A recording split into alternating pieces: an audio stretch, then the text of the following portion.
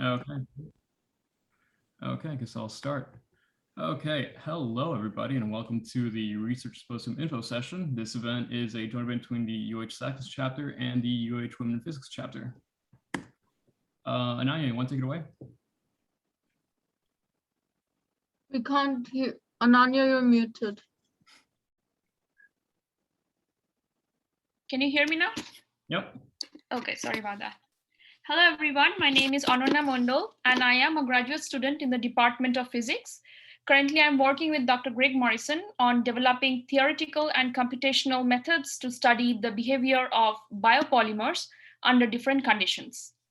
Today, I'll be speaking about my research, and I'm also representing the Women in Physics Society at University of Houston, or as we call it, WiPS UH. We are an APS-funded chapter that was founded in 2020, and our aim is to provide a central organization for women in physics or any other related fields to come together and share their career trajectories. It could be from any level, undergraduate, graduate, postdoc, or faculty. In short, we aim for motivate, connect, and construct, or MC square. So last year, because of the pandemic, we were not able to do a lot of the events that we had planned for. So this year, we are actually organizing a lot of them. So if you are interested in participating in any of them or are just looking for a community to engage in physics, so please visit our website because there are a lot of opportunities, and also follow us on Twitter because we'll give regular updates there. And if you just want to come in and talk to us, that will also be very nice. So you can find us in SR1, myself, Ananya, Jamie, or Lily, or you can also talk to our faculty advisor, Dr. Claudia Ratti. So we are always very happy to talk to undergraduate women or men, anyone who is interested in physics and like wants to have a chat. So thank you, everyone.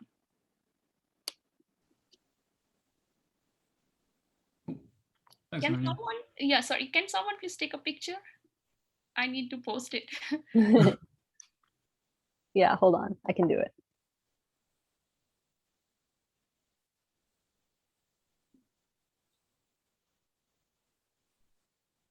Oh, and you said you were tight with time, so if you want, you can give your example presentation right now. Oh, no, that's fine. You can go ahead with these slides and then I'll start. Okay, sure thing. Okay, I can do the SACNAS one. Sure thing. Okay. Okay, hello everyone. We are the Society for the Advancement of Chicanos, Hispanics, and Native Americans in Science. We are a huge interdisciplinary STEM community at UH. Our Discord server has almost 200 members at this point.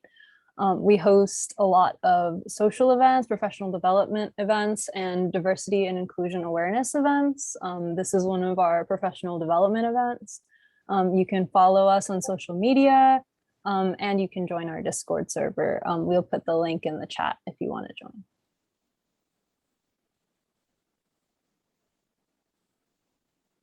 Okay, let's start with a brief overview. What are we going to cover today? Just a brief on writing abstract, presentation advice, the logistics of Symposium, the rubric of judgment, our prize reveal, and then some example presentations from our grad students. Okay. So an abstract. Let's not dwell on this too much because I'm sure most of you already know how to write one or what an abstract is. But you can break down an abstract to a technical elevator pitch of your work. You want to introduce your background. You want to talk about a research question or problem that you're trying to solve, and then how you went about solving it or the impact of your work. Moving on. So presentation slides. And also I want to point out to any of our dear grads, if you have any advice to give, shout it out. More than happy to have you. Share your wisdom. Okay, slides, use bullet points. No one wants to see paragraphs. Only use relevant images. Try to avoid any filler content. Anything you put in a slide has to be meaningful. If you have a really important image, a plot, table, or etc. that's showing some result, let that take an entire slide. This is the point in your presentation where you can really show off to your audience that you know your stuff and you understand your results. If you're using plots, please, I beg you to label your axes. Have a clear legends box, and if your plot has multiple lines or functions, make sure they're all very visible and have a unique color. always include slide numbers, label your figures and tables, use bold fonts and italics or underlines to emphasize something important. And a big one for me, please cite your sources. For example, so you want to cite whenever you're saying something that's a bit obscure in your field. If it's something that's very well known, like in physics, I'd say that energy is conserved. Yeah, everyone should know that energy is conserved. But if it's something more obscure, like the maximum neutrino energy of a SEMS interaction is around 50 MeV, I would have to put in a source to let everyone know that I'm not BSing them. And that being said, have a reference slide at the end. Do any of our grad members want to share any wisdom for slide stuff?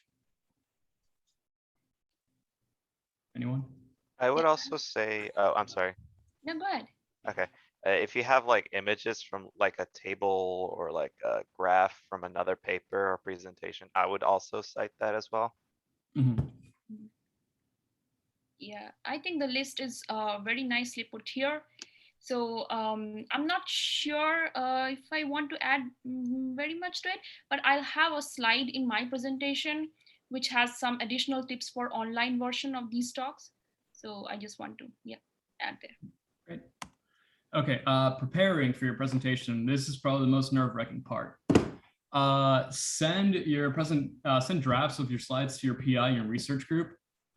It's always a great idea to have people that are experts in your field go over your work. Practice, practice, practice. Give yourself some time to practice as much as you can. Time yourself, super important. You don't want to be running out of time while presenting, so this is why you want to time yourself every time you practice. Practice in front of a mirror. It sounds kind of cheesy, but trust me, it works. And also run through your presentation with your PI/research group. Again, they can point out all the holes your presentation has, and then you can fill it with some, quality knowledge. Day of your presentation, do something relaxing so you're not all nervous and whatnot. Clean your room, do some yoga, meditate, have a nice cup of tea, whatever helps. And remember, it's okay to be nervous. Hell, I'm pretty nervous right now. It's just a facade that I have. Oh, and test out your webcam and mic. It's best to avoid technical issues while you're presenting. Grad folks, any more words of wisdom for preparation? So yeah, I do have some points that I would like to add. So first of all, when you're giving an in-person presentation, please do not look at the slides and start reading the slides or talking towards the slide. You need to talk toward your audience. Just need to have a quick look at the slides. And the second thing is the content that you put on your presentation. So presentations are normally like 5 to 15 minutes. It depends actually, but try to actually, for those presentations, I've seen like many grad students when they want to like talk about a paper or something, they just like put a lot of technical details in presentations. So presentations are usually not for technical, like for explaining technical stuff.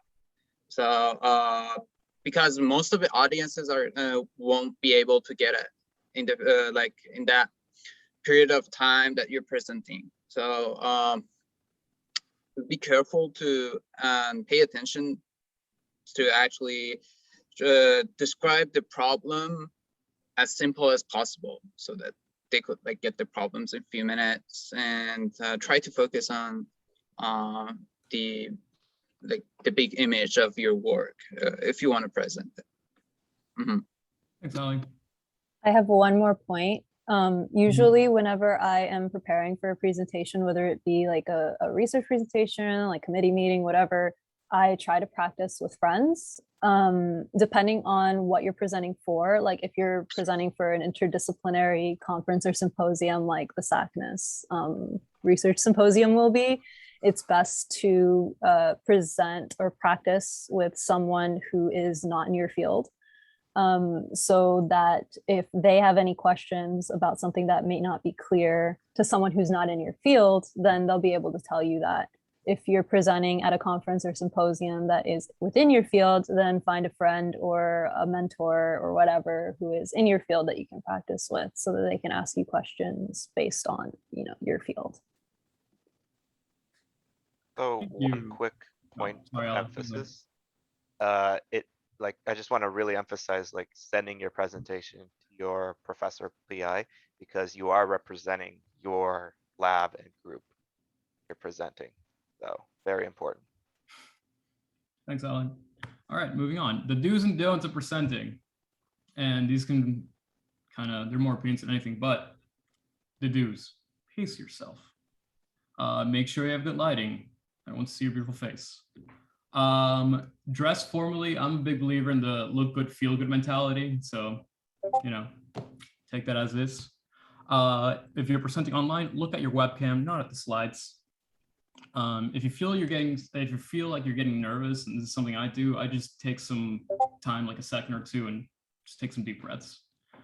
One thing that I find that helps for myself and when I've seen good presentations is smile. If you smile, it shows that you're kind of confident. The don'ts, don't rush yourself. You'll start screwing up if you rush yourself. So try to avoid that. Please don't be monotone. It will put all your audience to sleep. Have some passion when you talk, please. Avoid background music, any trying externals that will distract people from your presentation. Filler words like and any stuff like that, don't use that at all. And most importantly for me, when it comes time to answering questions, don't bullshit your audience. Be honest with them. If you don't have the answer, just tell the person asking the question that you'll look into your references and get back to them later. Dear grads, any do's and don'ts?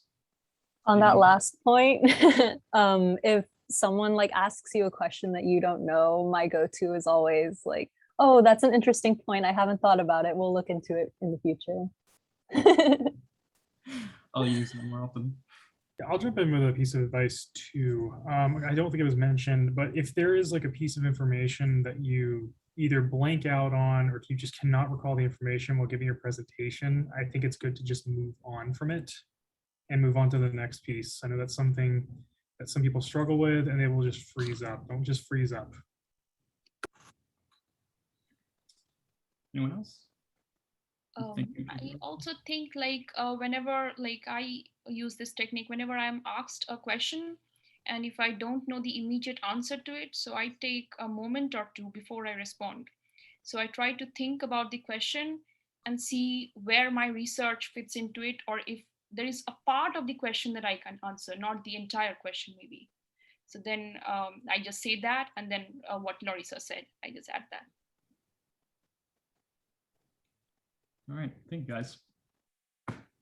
Okay, let's talk about some logistics. As of now, and we'll see how this number changes, we have 8 presenters and all of them are in different majors, so this is really exciting. As for the ordering of the presentations, that will be decided upon now. Can you guys see my screen? Yeah. All right, cool. That's the ordering. I will email you guys what the Holy Order method has put out. And let's get back to the presentation.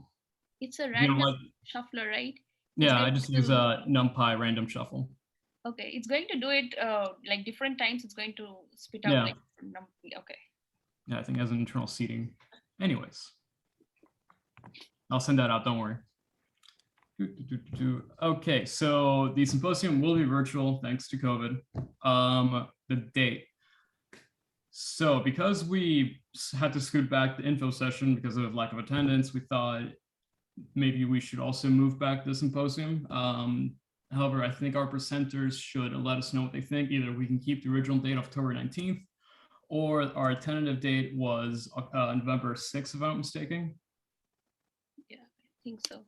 So I would much rather have our presenters decide that. So for youth, it would be the 11th. It would be 11th. Oh, wow. The 11th of November on Thursday, not on Saturday. Okay. Don't worry, we're not going to call you guys up. Yeah, we're not going to play Saturday. with that. That's inhumane. So let us know what you prefer. We'll also send an email asking you guys. Now, how much time do you have to present? We think 10 minutes max is the best. There will be 3 grad panelists that will be judging your presentation and giving you feedback. Myself, Ananya, and Amrita will be your panelist. And that being said, let's move on to the rubric of judgment. The key points of focus are delivery, knowledge, and content. So we want to see how confident you are. We want to see how much you know about your subject. And knowledge, I mean, you know, I don't know everything about my subject, so we're not going to be too strict about that. The content is are your slides well prepared? Does it present the work that you did, etc.? And, you know, we'll try to give you as much feedback as possible so we have you well prepared for the next presentations to come. Oh yeah, so this is not just any research symposium. This is high stakes now because we have prizes. First prize, you get your very own big ass golden Fred. He is beautiful and perfect. And I know you want him. Hell, I want him. Look at him. Gorgeous. So the panelists will decide the winner. There's also a prize for second and third place. Ale, do you have second place? I have second place. Third There's place is second place printing right now in the Fred. lab. Yeah. Yeah. Still not as gorgeous, but still beautiful. All right, but yeah, high stakes. Okay, this is a point where our grads will give you guys some example presentations. Ali, you want to take it away? Yes. So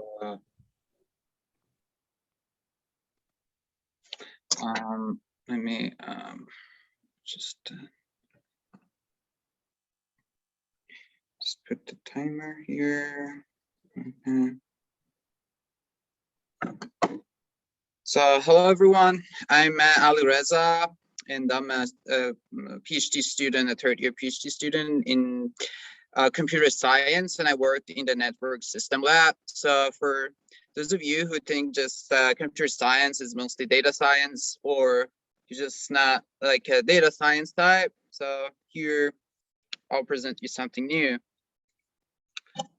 So as I said, our lab is mostly focused on computer network system. So we work on computer networks, wireless networks, and IoT. So as you can see here, this is our lab. We have a lot of equipments here. We have like Raspberry Pis and wireless nodes. We have network stuff. We have coffee, TV, and a not very good looking couch. Yes, so this is our lab. It's a very fun place to be. So my research actually focuses on the ultra wideband radios, which is a relatively new technology. Some of you might not have heard it, but it's a radio which is like follows this standard 8.2 15.4. If you want to search it, if you want to look for it. Although it's a pretty new standard, it has a lot of applications. The applications of it starting to emerge. So it has a different characteristic than the like what other wireless technologies that we have currently, such as Wi-Fi and Bluetooth. It enables accurate localization and ranging, which is used in indoor localization. It can be used for keyless switches for vehicles, or positioning inside of the inventories. And currently, we're starting to see some like products, like big companies giving products of UWB radios. So if you're an Apple fan, and if you've heard about Apple AirTag, is one of the technologies that uses UWB radios. And iPhone, since iPhone 11 has implemented the U1 chip, which is equipped with UWB radio. On the other hand, we have Samsung, which since Samsung S20, they started to implement UWB radios, and we also have Galaxy Smart Tag Plus equipped with UWB radios. And in addition to like those big companies, we also have some like mid-sized companies who build UWB chip. So this is the chip that we work in our lab. It's called decoupled UWB radio, and also NXP is also another manufacturer of the UWB chip. We actually also have a consortium called FIRA that focuses on fine ranging. This is what it stands for. The goal of it is to spread the applications of localizations and ranging. It's supported by a lot of small and mid-sized and big companies. As you can see here, Apple and Samsung and Cisco, Bosch. These are the companies who are actually a part of this consortium. And so what are the services that they're trying to do is to actually offer a hands-free access control, which is sort of like communication with UWB on location-based services. As I told you, UWB devices are able to do a correct localization, and they want to also do device-to-device communication because they want to use ranging for applications such as gaming, where like they can give gamings that require accurate ranging or localization. So yes, they're just like a bunch of big companies and some labs, research labs that are trying to actually work on UWB to make things better, make the life easier for everyone in theory. So our lab, we also have some systems that are developed in our lab. So it's called WiPS. It was developed in our lab, which is used for monitoring construction safety.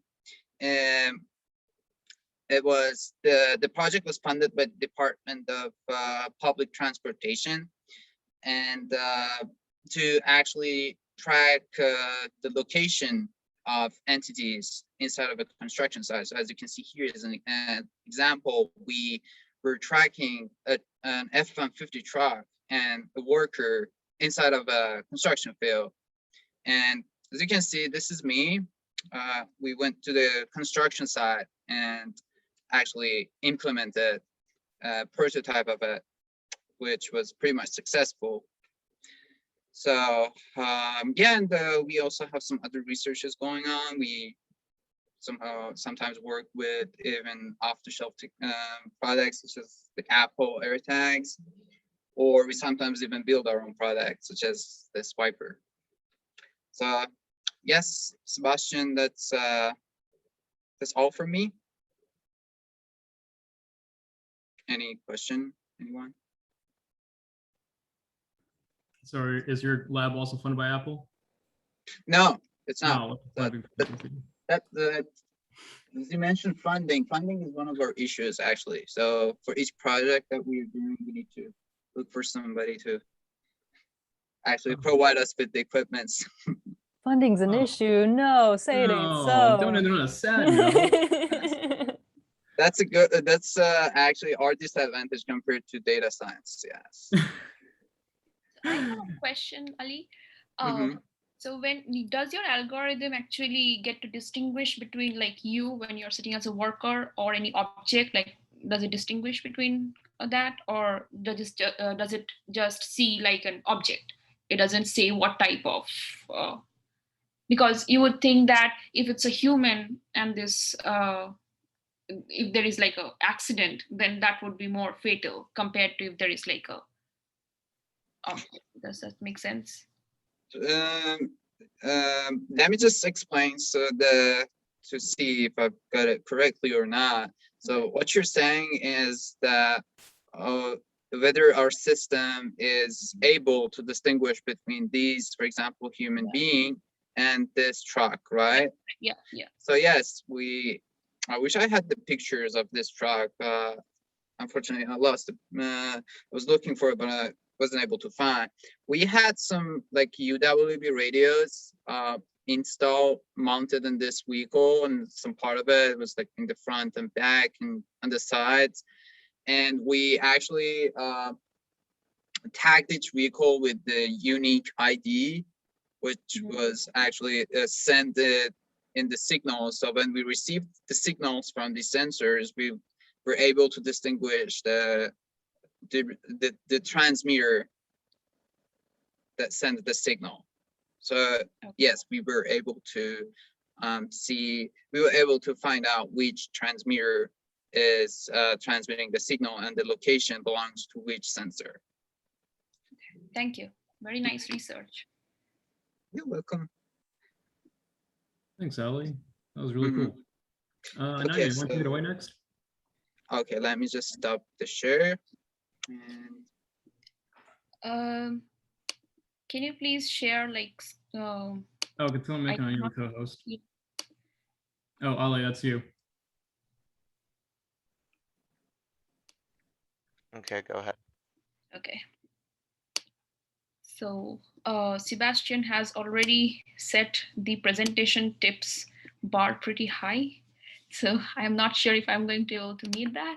Let's see, can you see my screen? Okay.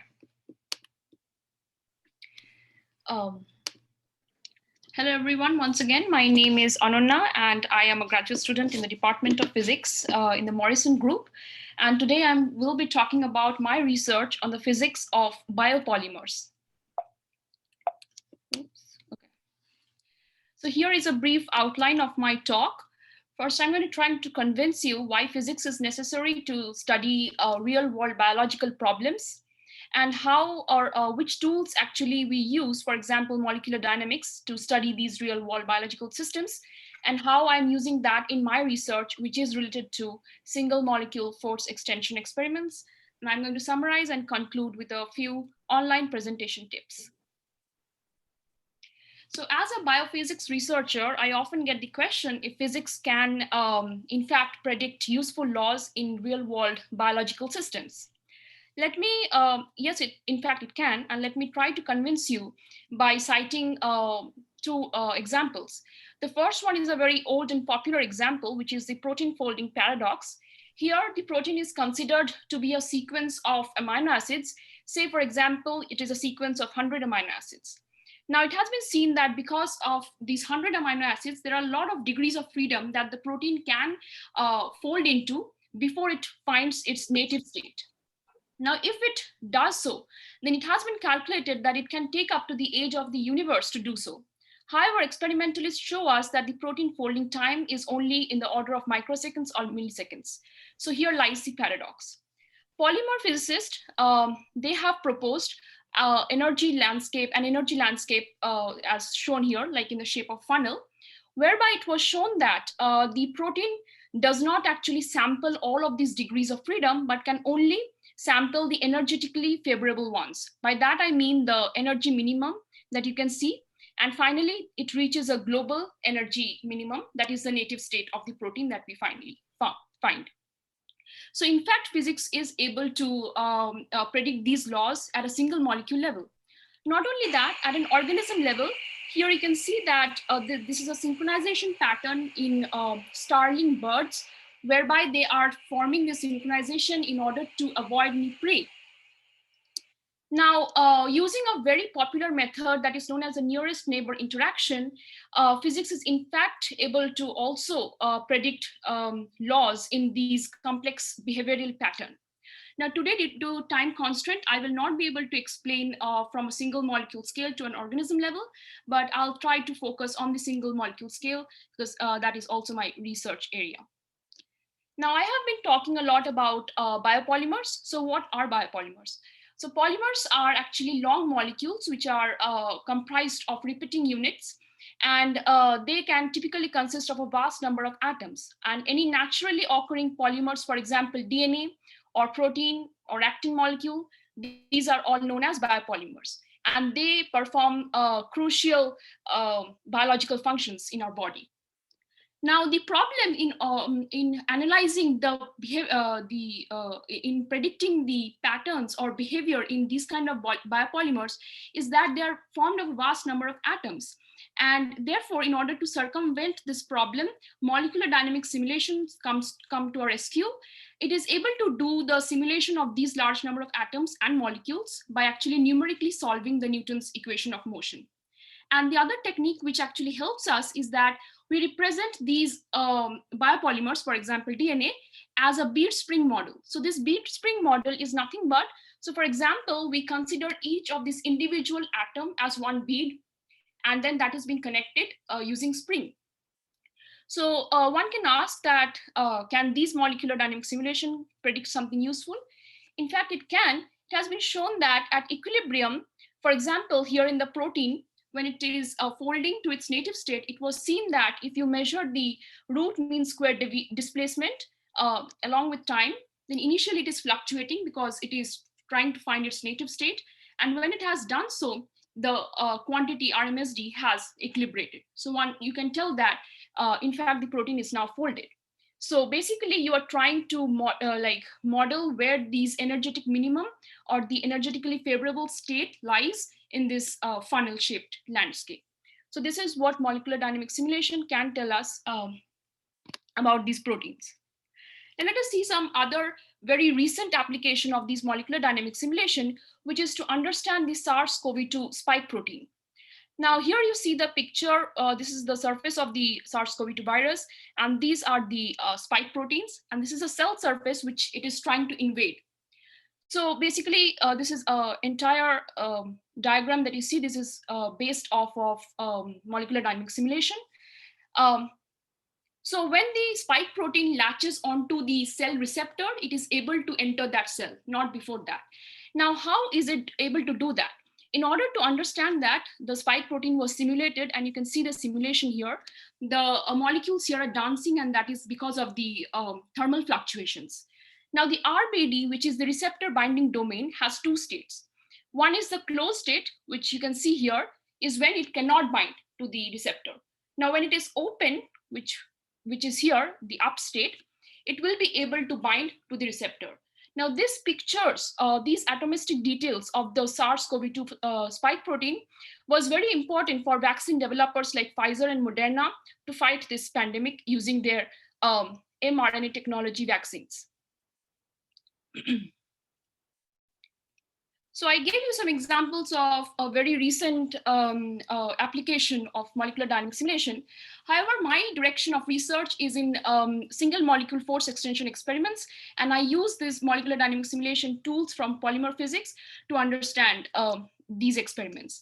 Now, what are these experiments? So here you see a picture where there are two beads, and in those beads, one is a double-stranded DNA, the dsDNA, and the other is a single-stranded DNA, which is being trapped, and one of this bead is being pulled using a constant force F. Now, when you do that, you can plot the force extension graph. Now, important thing that you can learn from these graphs are the mechanistic details about these biopolymers. So here at the crossover point, you see that the dsDNA does not stretch anymore. Rather, the single-stranded DNA overstretches. That is because we know that the double-stranded DNA is helical, and therefore it is more rigid compared to a single-stranded DNA, which is more flexible and can be like overstretched. So this kind of experiment is also very useful to understand how a DNA is packaged into a cell. Because think of it. So when human DNA is being extracted from a cell and it is being extended end to end using the force extension experiment, it is almost 6 feet long. That is the height of Michelle Obama.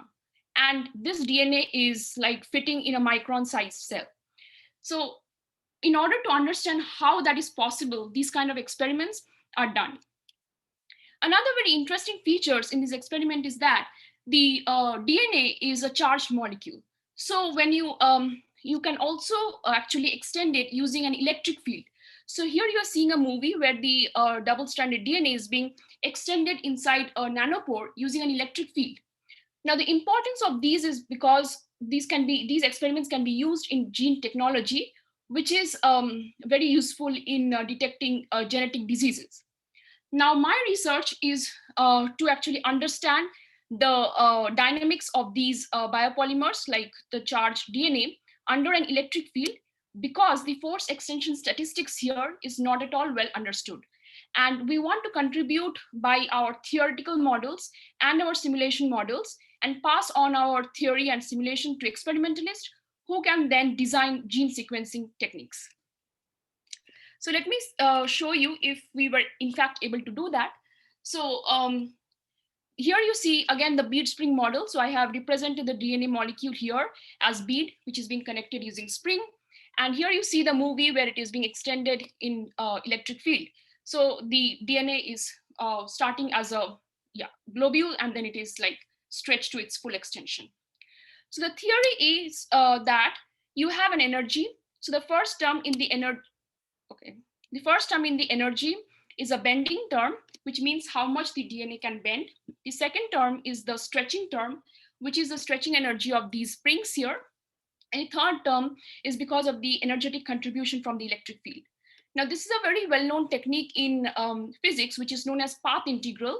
Using this technique, we can actually come up with a theoretical prediction that is being seen here. So this is the force extension graph that we have predicted. The red curve is the theoretical prediction. And we have shown that the simulation data, in fact, agrees pretty well with that. So what were we able to do in our research is that we were able to predict the force extension statistics of a charged polymer like DNA in an electric field using an analytically tractable method, which means that even experimentalists can use our formula to verify their results. And our approach is very generalized compared to any existing literature in this field, and it can be used in a multiple of biologically relevant systems. So this is what we are excited about in our research. So to summarize my slides, we in fact saw that biopolymers are key elements of life. For example, DNA is the genetic code of life, and molecular dynamic simulation are tools in polymer physics that can help delineate the properties of these biopolymers. Force extension experiments, they help us to manipulate these single molecules and understand the mechanistic details. But combined with theory and simulation, we can use the knowledge to full potential. And in fact, we were able to show using our model and simulations that we can predict the force extension statistics in these kind of charged polymers. And we are now looking forward to having experimental collaborations so that we can test our theory. So before I end, I just want to say a few words about presentation tips. So first thing is that please know your audience, because that helps a lot in order to design your content.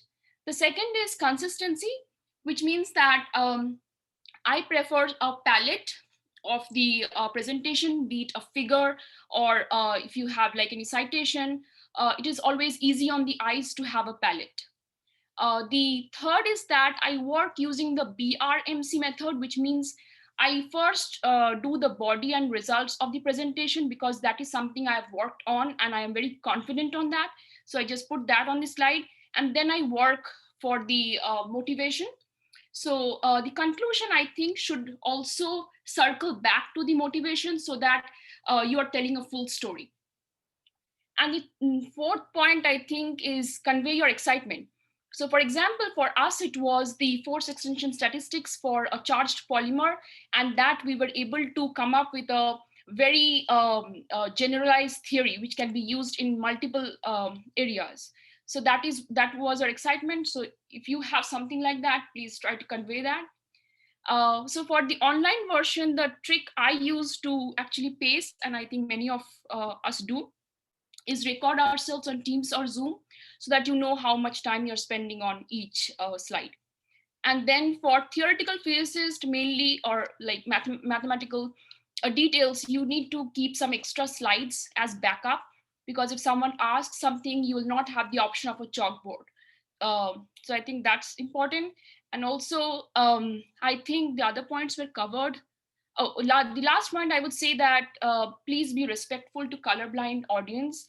So some people cannot distinguish between red and green. So I think it's very important to remember that. And last, I would like to thank all the audience. And if any of the undergraduate would like to ask me any question, or graduate students would like to ask me any question, please go ahead.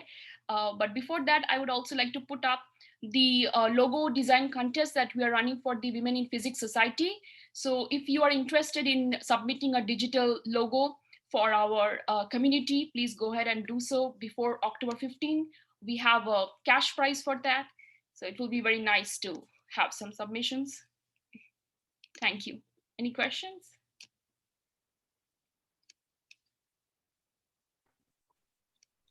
That was really good. And I also really like the summary slide at the end. Oh, thank you. Yeah. Okay, I think I'll stop share then. Okay. Amrita, you want to go next? Where's she?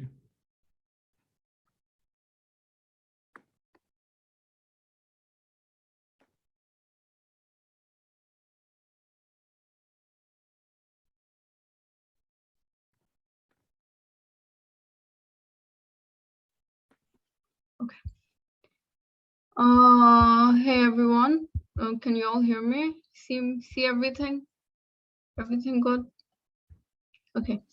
So I'll just give a brief talk on some of the research I do in my lab. My work is on prostate cancer immunotherapy using CAR T cells. I'm Amrita. I work in Dr. Feng's lab. We are in the Center for Nuclear Receptors and Cell Signaling at U of H. So, sorry, wait. Okay, so let's just look at some statistics for prostate cancer. Currently, prostate cancer is the second most common cancer in men. These statistics are from 2019, but they're still relevant today. And prostate cancer makes up 20% of all new cancers in men. And another jarring statistic is that 1 in 8 men will be diagnosed with prostate cancer in his lifetime, and about 80 to 90% of this men will eventually die of prostate cancer. So we do not really have permanent cures or therapies against prostate cancer. So what is the prostate? The prostate is a small walnut-shaped gland, which is part of the male reproductive system. Its job is to produce semen, which is important for nourishing sperm, which is important for reproduction. So when we get cancer of the prostate, there's an overexpression of a lot of different proteins, meaning there's an increase in expression of a bunch of different proteins. And one of these proteins is known as PSMA, which stands for prostate-specific membrane antigen. So this, as the name suggests, it's a protein that's stuck to the cell membrane of the cells. And it has an extracellular region that's sticking out of the cell, and it also has an intracellular region. So there's a lot of data out there showing that PSMA is highly expressed in prostate cancer. I'm just going to highlight 2 of them. So this data set figure right here shows that localized and metastasized prostate cancer have significantly higher expression of PSMA mRNA compared to benign prostate cancer. So for people who kind of want to remember the central dogma of biology, our DNA gets converted to mRNA, which then gets converted to protein. So this is looking at mRNA expression in a lot of, I think 130 prostate cancer patient samples. And there's also a lot of data out there on PSMA protein expression. So if you look at this normal prostate, it's mainly blue, or there's like very little brown, showing that there's no PSMA expression in the normal prostate, compared to a prostate cancer sample where you see so much brown staining. All of this brown staining is basically PSMA positive expression. And this data is just, I've taken these from literature. These are not data from our lab. And the figures, just to let everyone know, are made using this website known as BioRender. You can make like really cool bio figures with this software, but then like you'd have to have a subscription to the software to be able to cite it in your posters or papers or whatever. So the other part of my talk is CAR T cells. So what are CAR T cells? CAR T cells are basically our T cells that have been engineered artificially to express this sort of receptor. And this receptor is known as CAR receptor. So the receptor will bind to any protein we want it to bind to. So in my case, my CAR T cells are going to bind to PSMA. So this is like a model showing my CAR T cells, when they come in contact with a cancer cell, the cancer cell will express PSMA protein. The CAR receptor will bind to the PSMA protein, and this will lead to the death of the cancer cell. So this is the general idea behind CAR T cell therapy. And the CAR in CAR T cell stands for chimeric antigen receptor. Chimeric meaning it's a synthetic receptor, and antigen is just protein that the receptor can bind to. So I'm just going to show one sort of experimental result that I've gotten in my lab.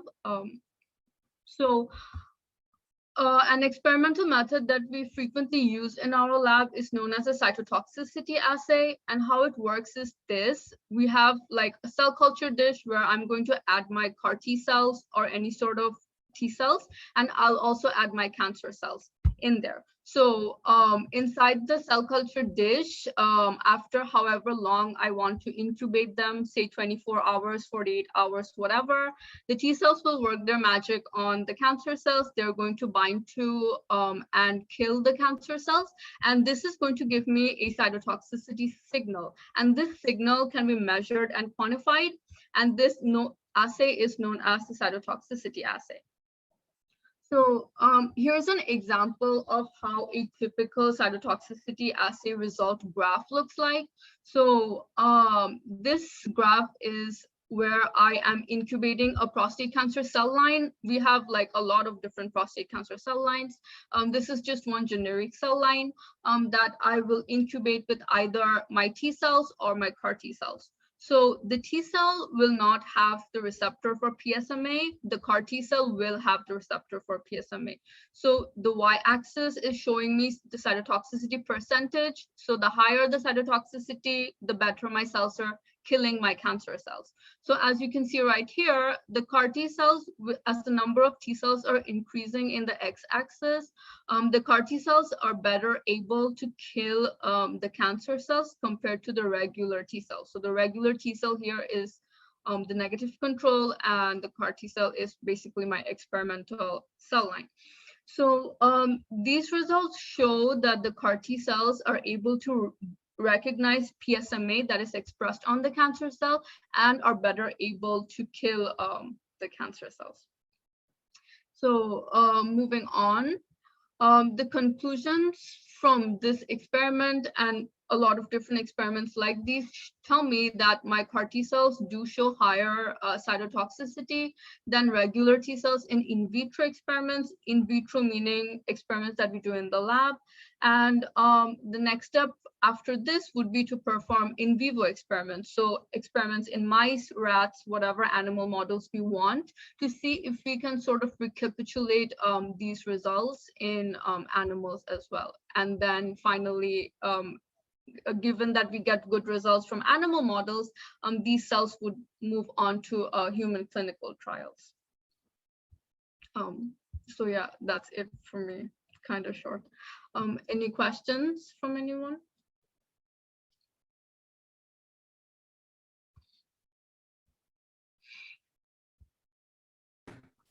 I don't know enough to ask any good questions, but that was great. Thank you. How do I stop? Okay. Okay.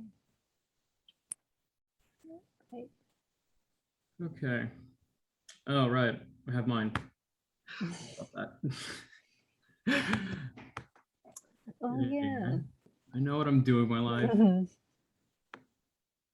Oh. Okay, can you guys see it? Cool. All right. Hi, everyone. My name is Sebastian Torres-Lara. I'm a third-year PhD student at the University of Houston, and I work for the SNOOS collaboration and the DarkSide collaboration.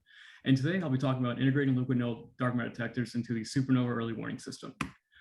Before I start my presentation, I just want to break down some basic information. First, what is a liquid nodal dark matter detector? A liquid nodal dark matter detector is simply a detector that is made up of a scintillating volume consisting of either xenon or argon. And by scintillating, we mean that it emits light when it gets hit by an external particle. My home collaboration, the DarkSide 20K detector, is a future liquid argon detector being built under mountain in Italy called Gran Sasso. And hopefully we'll be commissioned in 2025, so fingers crossed. What are neutrinos? Neutrinos are tiny fundamental particles. They come in 3 flavors: electron, muon, and tau. They're so tiny, in fact, that we don't really know what their exact mass is. And one fun fact about neutrinos is that they fly right through everything, kind of like you driving through fog. You see the fog, but you just drive right on through it. What is a supernova? Supernova is an extremely violent event that is triggered by the death of a supermassive star, roughly 8 solar masses. From a supernova, you can either get a neutron star or a black hole. So let's talk about supernovae. Throughout the lifetime of a supermassive star, it's going to form these onion layers. And in each of these layers, it's going to have different fusion processes happening. And at some point, the core will become so dense that the gravity cannot create any more fusion, and thus the outer layers will start falling in. As the outer layers fall in, the core will create an outward shock.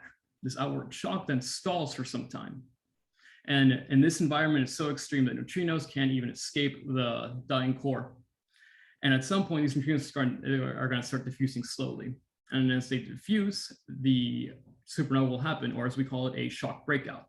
Now, currently, we don't understand how neutrinos trigger these shock breakouts.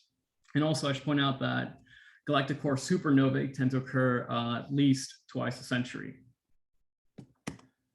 What about neutrinos and their role in supernovae? So neutrinos of all flavors are produced during stellar collapse. Neutrinos escape the dying star well before any light can. Depending on the size of the star, neutrinos can arrive hours to even days before any of the light from the supernova can arrive here on Earth.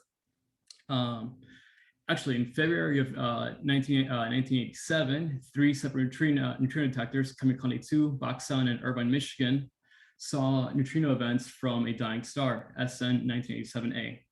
Well hours before any of the light arrived. And I want to bring your attention to the graph on the right, which shows the duration of the shock breakout and how fast the shock propagates in the star. And here we have different types of supermassive stars with the rare Wolf-Rayet stars, blue supergiants, and then red supergiants. And as you can see, the neutrinos tend to occur well before any of the shock breakout light is emitted. So, because neutrinos can get well before what was I going to say, right? Neutrinos can get to Earth well before any of the light of supernova can, and that's where the supernova early warning system, or SNOOS, comes in. SNOOS is a public supernova alert system. We've been providing early warning since 2005. We have not seen any supernovas, sadly, and we consist of a global network of neutrino detectors around the globe. It's a server-based collaboration that takes in real-time signals from operating detectors, and the goal of SNOOS is to triangulate a supernova burst, meaning that when we have a coincidence set from a bunch of different neutrino detectors, we can then do some triangulation to tell astronomers and massive telescopes to where to look in the sky for a supernova.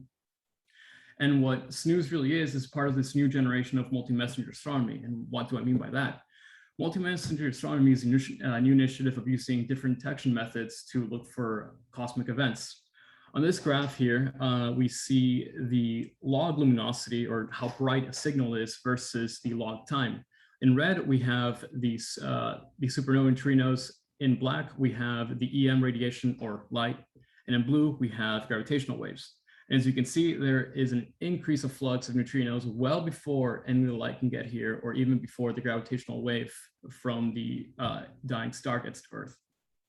So using these types of detection methods, we can be well informed as to when one of these epic events will happen.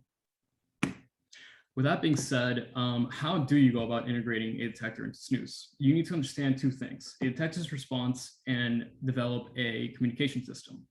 One part of my work was developing and updating a simulation for supernova events inside DarkSide 20K. We did this using the Snow Globes package, or Supernova Observatories with Globes. And if you're wondering, GLOBE stands for General Long Baseline Experiment Simulator. Snow Globes is a C++ based supernova event calculator. We updated Snow Globes with future liquid dark matter detectors, LZ, DarkSide, and Argo. We've also added a new neutrino interaction channel and made some quality of life changes. And as of now, our current update has yet to go public. We're still fine-tuning some of the aspects of it. Now, the communication system, this is my most current project. We're building a Python-based API for the SNOOS network. This will provide a front end for detectors to send possible neutrino signals and also receive alerts from SNOOS whenever we have a coincidence. Both of these projects are actually part of the SNOOS 2.0 initiative. What SNOOS 2.0 is a general upgrade to the SNOOS system.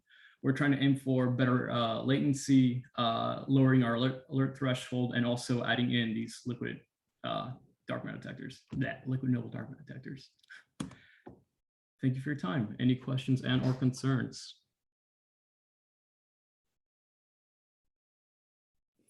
Concerns. Concerns? I have many.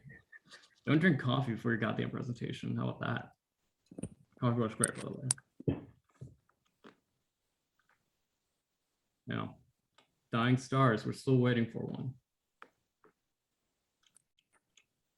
Law averages 2030s, maybe. Probably they have died many years ago, and just you're seeing the reflection. It's not like Well, so if you have some star that's like our radius to detect a galactic supernova is about 100 kiloparsecs. So a parsec is the distance that light travels in a year.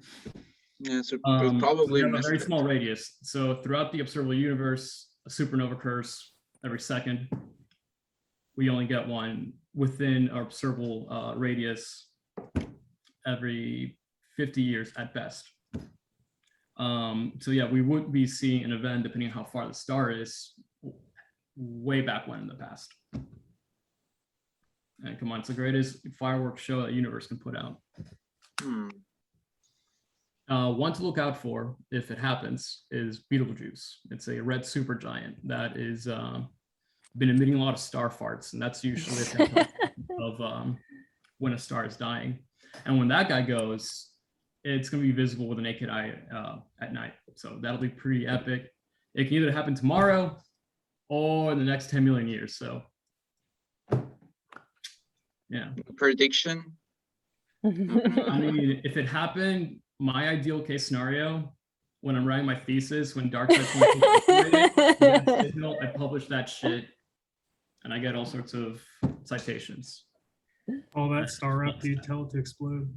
Yeah, exactly. The thing is, like, because space is so far away, it could have already exploded. It just Right. takes time to travel.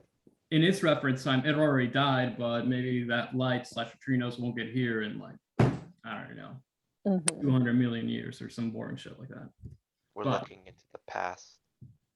Yeah, Yeah, that's deep. we won't miss the show though. I mean, it's gonna be fun, but